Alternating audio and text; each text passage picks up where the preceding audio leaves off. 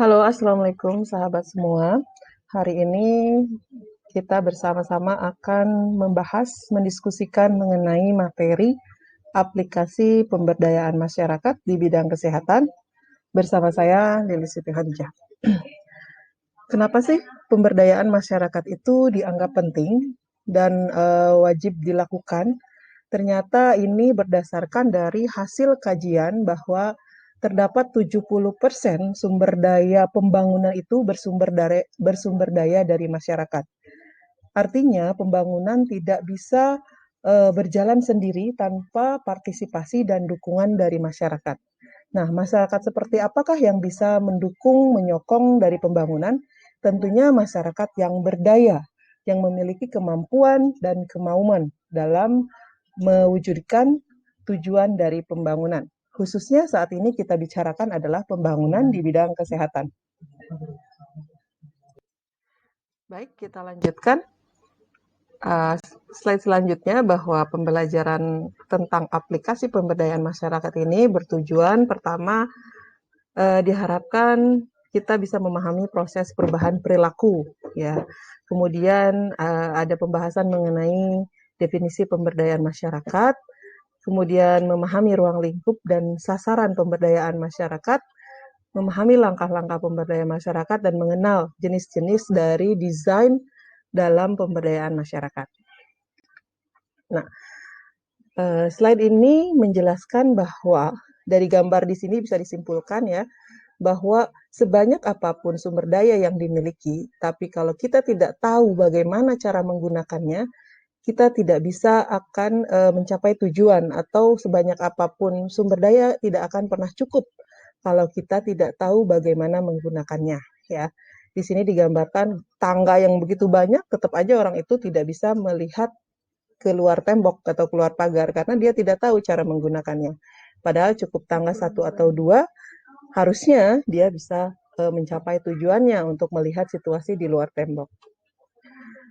Oke, selanjutnya kita akan membahas proses perubahan perilaku. Proses perubahan perilaku tentunya diawali dari ketidaktahuan, ya. Masyarakat atau individu diawali dari tidak tahu. Kemudian ada intervensi, pemberian komunikasi, informasi, dan edukasi menjadi tahu. Nah, kemudian setelah tahu ada proses menerima dari pengetahuan yang ditawarkan. Setelah menerima, proses selanjutnya adalah mereka punya keinginan untuk menerapkan pengetahuan tadi. Setelah berkeinginan, proses selanjutnya adalah mempraktekkan. Dan selanjutnya mempengaruhi orang di sekitarnya untuk melakukan praktek yang sama dari pengetahuan tersebut. Nah, proses antara tahapan ini lama waktunya itu bervariasi, tidak sama tiap orang. Jadi berbeda-beda tergantung orangnya. Proses perubahan perilaku ini menjadi dasar dalam nanti kita melakukan pemberdayaan di masyarakat. Nah, untuk mengenal pemberdayaan masyarakat itu sendiri, bahwa pemberdayaan masyarakat merupakan segala upaya fasilitasi yang bersifat non-instruktif. Harus digarisbawahi ya, non-instruktif atau tidak diperintah, bersifat sukarela ya. Kemudian guna meningkatkan pengetahuan dan kemampuan masyarakat. Jadi pemberdayaan masyarakat itu pasti ada unsur peningkatan pengetahuan dan kemampuan ya. Yang tadinya tidak tahu menjadi tahu, dan yang tadinya tidak mampu menjadi mampu. Kemudian tujuan dari pemberdayaan masyarakat adalah agar mampu mengidentifikasi permasalahan. Jadi mampu mengenali masalah yang dihadapi. Kemudian selain mampu mengenali, masyarakat juga mampu merencanakan penyelesaian dari permasalahannya, mampu melakukan pemecahan dari masalah tersebut. Ya. Kemudian juga masyarakat mampu mengenali dan memanfaatkan potensi yang ada, yang dimiliki masyarakat tersebut dalam memecahkan atau menyelesaikan masalahnya. Kemudian juga diharapkan ada fasilitasi dari instansi lintas sektoral maupun lembaga swadaya masyarakat dan tokoh masyarakat.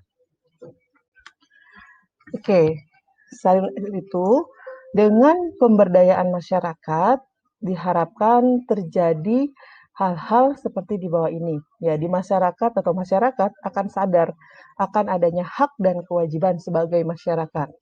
Kemudian tadi sudah disampaikan bahwa dengan pemberdayaan, masyarakat diharapkan memiliki kemampuan untuk mengidentifikasi masalah yang dihadapinya dan dapat menemukan cara menyelesaikan masalahnya. Masyarakat juga diharapkan mampu memilih serta mampu melakukan menolak dan membuat keputusan yang berkaitan dengan kesehatannya. Nah, kalau di bidang kesehatan, tentunya masyarakat diharapkan mampu untuk menerapkan perilaku hidup bersih sehat untuk meningkatkan derajat kesehatannya. Ya. Selanjutnya juga masyarakat diharapkan mampu mengelola sumber daya yang dimilikinya atau mengenali potensi dari sumber daya setempat, serta mampu mencegah penyakit dan meningkatkan kesehatannya. Yang terakhir, masyarakat diharapkan mampu mengendalikan faktor lingkungan untuk kepentingan kesehatan, sehingga lingkungan tidak menjadi faktor yang bisa memperburuk kesehatannya. Nah, ruang lingkup pemberdayaan, pertama yang inti adalah individu atau keluarga, ya. Setelah itu kelompok, karena di masyarakat itu terdiri dari banyak kelompok atau komunitas, seperti komunitas nelayan, petani, pekerja, profesi, akademisi, dan masyarakat dikelompokkan dengan tingkat ekonomi mereka, ada masyarakat miskin, sejahtera, prasejahtera, dan lain sebagainya. Juga ada komunitas berdasarkan kewilayahan, contohnya masyarakat terasing, pengungsi, pedesaan, perkotaan, rural, urban, dan lain sebagainya. Yang selanjutnya, ruang lingkup pemberdayaan juga terkait dengan organisasi kemasyarakatan non-profit, ya, yang tidak membutuhkan atau tidak mengumpulkan keuntungan, atau LSM. Kemudian juga ada organisasi, lembaga, atau badan hukum swasta termasuk perusahaan. Kemudian juga ada organisasi, badan hukum milik negara, serta sektor pemerintahan dan sektor swasta atau dunia usaha. Dan ruang lingkup pemberdayaan juga tidak terlepas dari media massa, karena saat ini media massa memiliki peran yang cukup penting di dalam kegiatan pemberdayaan masyarakat. Oke, untuk pendekatan pemberdayaan masyarakat ini ada dua pendekatan. Pendekatan makro yang luas itu tujuannya adalah membangun komitmen di tiap jenjang, kemudian membangkitkan atau menggiring opini. Kemudian kita akan menyediakan petunjuk teknis dan biaya operasional, koordinasi, dan monitoring evaluasi. Sedangkan pendekatan secara mikro itu tujuannya adalah menggali potensi yang belum disadari masyarakat melalui sumber atau melalui survei mawas diri atau dalam bentuk dialog. Nah, ini ada 3 kelompok sasaran pembinaan di dalam kegiatan atau program pemberdayaan masyarakat di bidang kesehatan. Sasaran primer atau yang utama atau sasaran langsung itu adalah individu, kelompok, dan seluruh masyarakat yang diharapkan pada kenyataannya itu mempraktekkan perilaku hidup bersih sehat. Kemudian sasaran sekunder adalah kelompok mereka yang memiliki pengaruh terhadap kelompok sasaran primer dalam pengambilan keputusan untuk mempraktekkan PHBS tersebut. Contohnya pemuka agama atau tokoh masyarakat yang memiliki kemampuan untuk mengubah nilai dan norma di dalam masyarakat, atau yang memiliki atau menjadi panutan di dalam masyarakat. Yang ketiga, sasaran tersier adalah sasaran yang lapis ketiganya, yaitu mereka yang ada dalam posisi yang dapat mengambil kebijakan atau keputusan formal. Contohnya memberi dukungan kebijakan, baik itu surat keputusan, surat edaran, peraturan, kemudian memberi dukungan sumber daya, baik itu finansial atau alat dan sarana, dapat juga yang mengubah nilai dan norma. Nah, kita juga bisa mengenal, ternyata di masyarakat itu ada 7 potensial masyarakat, ya. 7 potensi di dalam masyarakat. Yang pertama adalah para pemimpin masyarakat, baik pemimpin formal seperti kepala desa, camat, dan lain sebagainya, maupun informal seperti tokoh masyarakat, tokoh adat, dan tokoh agama. Kemudian yang kedua, organisasi, lembaga, dan kelompok masyarakat. Yang ketiga, di masyarakat juga ada yang namanya dana masyarakat. Nah, yang keempat, ada sarana dan prasarana yang dimiliki masyarakat. Kemudian juga yang tidak bisa kita lepaskan adalah pengetahuan masyarakat. Ya. Kemudian yang keenam, teknologi yang sudah dikembangkan di dalam masyarakat, baik itu teknologi tepat guna maupun yang tradisional ya. Yang termasuk di dalamnya adalah cara berinteraksi masyarakat setempat secara kultural. Yang ketujuh, pengambil keputusan oleh masyarakat melalui proses menemukan masalah dan merencanakan serta melakukan pemecahan masalah. Baik, selanjutnya kita bahas mengenai prinsip dalam program atau proses pemberdayaan masyarakat. Prinsip pertama, pemberdayaan masyarakat selalu akan menumbuh kembangkan potensi masyarakat, ya. Kemudian, pemberdayaan masyarakat selalu harus menggali kontribusi masyarakat di dalam pembangunan kesehatan. Jadi masyarakat di sini tidak sebagai objek di dalam pembangunan kesehatan, tapi masyarakat juga didorong menjadi subjek atau pelaku di dalam pembangunan kesehatan. Kemudian tadi prinsip yang pokok adalah bersifat non-instruktif. Jadi bukan diperintah ya, tidak diperintah atau tidak sistem top down ya. Kemudian juga pemberdayaan masyarakat selalu bekerja bersama masyarakat. Bukan petugas bekerja sendiri di dalam masyarakat, tetapi bagaimana petugas bersama masyarakat bekerja dalam menyelesaikan masalah kesehatan di wilayahnya. Kemudian juga dalam pemberdayaan masyarakat selalu ada komunikasi, informasi, edukasi yang berbasis masyarakat dengan memanfaatkan potensi lokal. Yang keenam, dalam pemberdayaan masyarakat sangat diperlukan adanya kemitraan atau kerjasama antara berbagai elemen, contohnya dengan lembaga swadaya masyarakat dan organisasi masyarakat lainnya. Nah, ini adalah langkah-langkah dalam melakukan pemberdayaan masyarakat. Langkah pertama, tentunya kita harus melakukan pendekatan tokoh masyarakat setempat untuk memahami dan mengenali kearifan lokal setempat. Kemudian yang kedua, melakukan diagnosis atau menetapkan masalah kesehatan yang dilakukan oleh dan bersama masyarakat. Yang ketiga, perumusan upaya penanggulangan masalah kesehatan dilakukan dan diputuskan oleh masyarakat.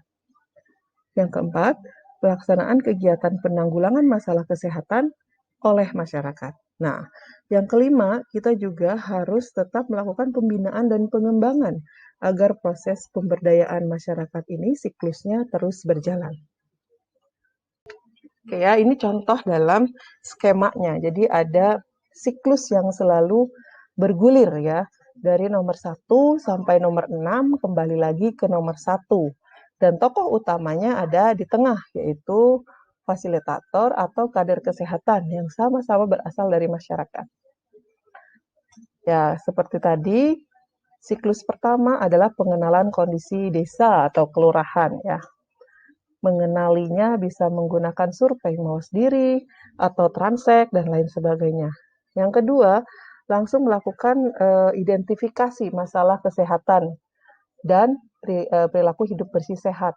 Tadi dari hasil survei mau sendiri kita bisa melakukan prioritas masalah, penetapan prioritas masalah bersama masyarakat. Setelah ditetapkan, nanti kita bawa data tersebut ke forum musyawarah masyarakat desa. Di sini terjadi diskusi dan penetapan keputusan kegiatan ya oleh masyarakat. Nah, setelah MMD atau musyawarah masyarakat desa, siklus yang keempat adalah perencanaan partisipatif, di mana perencanaan ini merumuskan rencana-rencana kegiatan yang akan dilakukan dalam rangka menyelesaikan masalah kesehatan. Nah, yang berpikir atau yang mengusulkan ini masyarakat, ya, dipandu oleh fasilitator atau kader kesehatan. Nah, setelah siklus keempat, kita menuju ke siklus kelima, yaitu pelaksanaan kegiatan dari hasil perencanaan tadi. Ya, sudah ditentukan jadwalnya di mana, kegiatannya apa, siapa yang bertanggung jawab, apa yang dilakukan itu di siklus kelima. Nah, yang keenam itu pembinaan kelestarian. Nanti kembali lagi ke siklus awal untuk melihat lagi permasalahan kesehatan mana yang belum terselesaikan. Nah, ini adalah langkah dari kegiatan dalam pemberdayaan masyarakat. Diawali dari kegiatan pertama yang disebut sebagai survei mau sendiri. Bentuknya adalah mendata, ya, melakukan pendataan rumah tangga terkait dengan perilaku hidup bersih sehat. Nah, kemudian setelah data terkumpul, maka diadakanlah pertemuan di dalam forum masyarakat desa dengan bentuk musyawarah masyarakat desa. Setelah dimusyawarah, maka dilakukan juga pertemuan partisipatif tadi untuk menyusun rencana kerja pemberdayaan masyarakat dalam meningkatkan penerapan PHBS di rumah tangga. Kemudian outputnya adalah menerbitkan surat keputusan, edaran, himbauan untuk melaksanakan PHBS, ya, atau perilaku hidup bersih sehat. Yang kelima, tentunya mempersiapkan kader-kader yang akan nanti menjadi change agent, agen pembaharu, ya. Jadi mengadakan orientasi bagi kader. Kemudian mengadakan sosialisasi yang berjenjang di dalam masyarakat. Sehingga bisa membentuk jejaring promosi kesehatan, ya. Nah, selanjutnya tentunya pemberdayaan seperti tadi disebutkan harus membangun kemitraan dengan berbagai elemen dan pihak di tingkat desa. Setelah itu memberdayakan keluarga dan para pekerja untuk melaksanakan PHBS di rumah tangga di tempat kerja. Yang selanjutnya tetap ada atau kegiatan memantau dan menilai kemajuan pencapaian dari perilaku hidup bersih sehat di rumah tangga dan memberikan penghargaan atau reward kepada rumah tangga atau keluarga yang sudah berhasil menerapkan dan melaksanakan indikator perilaku hidup bersih sehat.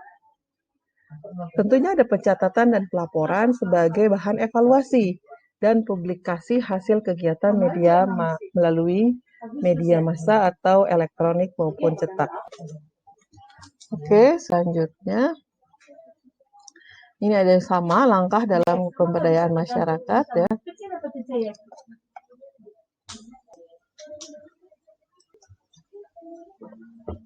Masih tentang langkah-langkah dalam melakukan pemberdayaan masyarakat. Kalau ini skemanya untuk mempermudah, ya, untuk mempermudah kita memahami kegiatan di masyarakat. Diawali dari sebelah kiri saya itu pendekatan awal. Kegiatan pendekatan awal ini ada 4. Contohnya pertama sosialisasi dari program yang ingin ditawarkan di bidang kesehatan tadi, ya, baik itu perilaku hidup bersih sehat atau kegiatan gerakan masyarakat hidup sehat dan lain sebagainya. Kemudian bina suasana ini menggiring opini masyarakat agar memiliki opini tentang kesehatan yang baik, ya. Kemudian penyiapan tim kecil, ada tim fasilitator yang untuk menjadi change agent dalam merubah perilaku masyarakat. Kemudian konsolidasi agenda tadi kapan dan di mana kegiatan dalam pemberdayaan masyarakat ini dilakukan. Output dari pendekatan awal adalah terbentuknya kesepahaman dan komitmen dari tim yang sudah terbentuk. Kemudian langkah selanjutnya adalah analisa situasi partisipatif, ya. Kegiatannya adalah pelatihan tim kecil tadi. Tim yang sudah disiapkan itu diberikan pengetahuan yang cukup dalam bentuk pelatihan untuk menjadi kader kesehatan untuk meningkatkan derajat kesehatan masyarakat. Harapannya atau output yang diharapkan adalah pembelajaran bersama tentang fakta yang ada, masalah kesehatan yang dialami, dan potensi yang dimiliki di masyarakat. Nah, proses selanjutnya adalah pengorganisasian tindakan bersama. Bentuknya pertama adalah musyawarah masyarakat desa dan perencanaan partisipatif tingkat desa atau plan of action. Nah, outputnya adalah yang diharapkan kesepakatan, kemudian adanya rencana, adanya tim yang terbentuk. Dan selanjutnya, fasilitasi dan pendampingan, penguatan sistem, advokasi lokal, problem solving, dan monitoring evaluasi. Yang diharapkan adalah pengembangan dan keberlangsungan. Oke, ini adalah ada beberapa desain dari pemberdayaan masyarakat. Model pertama adalah Rapid Rural Appraisal atau RRA ya. Rapid Rural Appraisal ini pendekatan pemberdayaan masyarakat yang masih berfokus pada petugas. Jadi masyarakat masih hanya dianggap sebagai objek dari pemberdayaan. Semua difokuskan dari petugas, dimulai dari telaah data sekunder, observasi lapangan, wawancara dengan informan, pemetaan, studi kasus, itu dilakukan oleh petugas ya. Jadi peran masyarakat masih sangat sedikit di dalam model Rapid Rural Appraisal. Nah, model yang kedua ini Participatory Rapid Appraisal. Nah, ini karena judulnya atau namanya saja sudah participatory, jadi sudah ada partisipasi aktif dari masyarakat di dalam kegiatan pemberdayaan masyarakat. Oke. Nah, selanjutnya yang ketiga adalah metode participatory learning and action. Nah, ini juga sama, ini sudah sangat menggandeng atau menjadikan masyarakat sebagai subjek di dalam pemberdayaan masyarakat. Ya, jadi sudah ada hubungan baik antara petugas dan masyarakat di dalam kegiatan pemberdayaan masyarakat. Yang keempat, model yang keempat adalah participatory assessment dan planning. Jadi di sini lebih menekankan kepada bagaimana perencanaan yang baik ya untuk metode yang keempat ini tadi menekankan terbentuknya suatu perencanaan yang bagus di tingkat masyarakat dalam menemukan masalah serta mencari solusi yang terbaik untuk menyelesaikan masalah yang dihadapi oleh masyarakat. Nah, yang kelima ini sudah menjurus karena metodenya pun bernama Participatory Hygiene and Sanitation Transformations. Jadi ini lebih ke arah pemberdayaan masyarakat ke arah sanitasi, ya, lebih ke arah bagaimana mencegah terjadinya atau adanya perilaku buang air besar sembarangan dan lain sebagainya ya. Ini di metode pemberdayaan masyarakat yang khusus atau dikhususkan ke dalam kegiatan kesehatan di bidang hygiene and sanitasi. Kemudian ini ada 6 tadi. Yang terakhir adalah Communication for Behavioral Change atau Communication for Behavioral Impact. Jadi dampak dari perubahan perilaku. Pemberdayaan masyarakat ini diharapkan merubah perilaku masyarakat ya dengan komunikasi yang terencana.